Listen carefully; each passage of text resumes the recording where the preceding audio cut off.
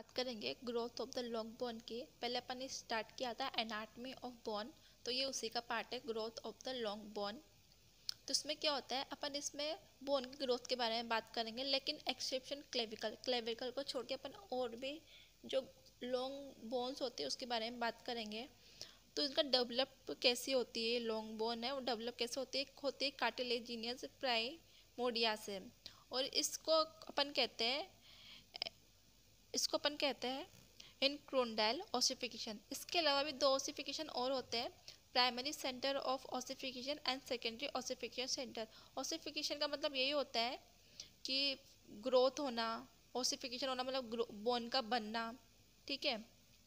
तो primary centre of ossification क्या होता है, जो होता है मिडल ऑफ द शाफ्ट के मिडल से ओसिफिकेशन होगा।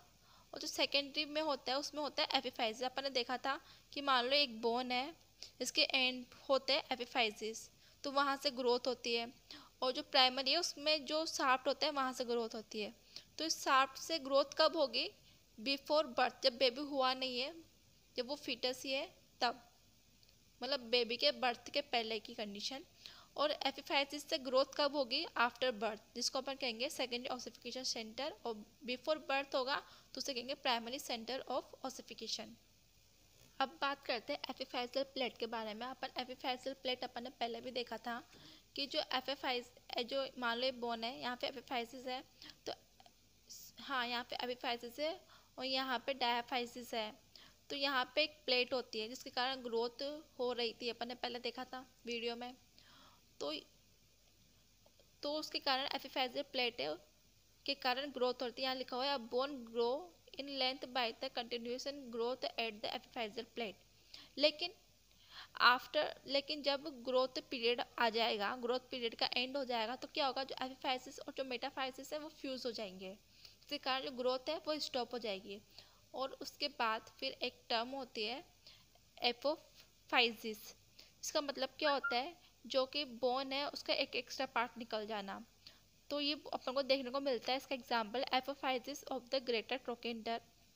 ग्रेटर ट्रोकेंटर अपन जानते हैं, तो वहाँ पे देखने को मिलता है अपन को ये। अपन बात करते हैं रिमॉडलिंग ऑफ बोन की। बोन की रिमॉडलिंग को अपन देखेंगे वोल्फ्स लॉ के अकॉर्डिंग।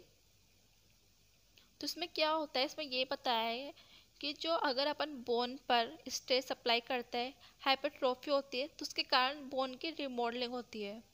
उसमें बोन के बारे में बताया कि बोन की जो एबिलिटी होती है वो होती है साइज, शेप और स्ट्रक्चर का अल्टर होता रहता है in response to stress. Okay, इसलिए अपन पेशेंट को कहते हैं अगर आप बीमार हो तो आप बिल्कुल से बेड मत जाइए, आप थोड़ी थोड़ी एक्सरसाइज करिए। तो एक्सरसाइज करेंगे तो जो बोन की जो एबिलिटी है वो इंक्रीज होगी, और जो बोन है वो थोड़ा थोड़ा बनना स्टार्ट करेंगे, मतलब उसकी रीमॉडलिंग होगी। ओके, तो अब अपन स्टार्ट करेंगे बोन की ब्लड सप्लाई के बारे में। अपन ने देखा था कि बोन की ग्रोथ हो रही थी, तो ग्रोथ होगी कैसे, उसको भी तो किसी चीज़ की ज़रूरत होगी ना, तभी तो ग्रोथ कर पाएगी। जैसे अपन को ग्रोथ करने के लिए अपन कुछ खाना पानी ये सब चाहिए, तो बोन को भी अपनी सप्लाई चाहिए, ब्लड सप्लाई। तो अपन इसकी ब्लड सप्लाई की बात करेंगे। यहाँ पर अपन इसको 4 ब्लड सप्लाईज देखेंगे, जिसमें से फर्स्ट है न्यूट्रिशन आर्टरी। इसको अपन यहाँ पे देख सकते हैं कि एक आर्टरी है, इसके बारे में पढ़ते हैं।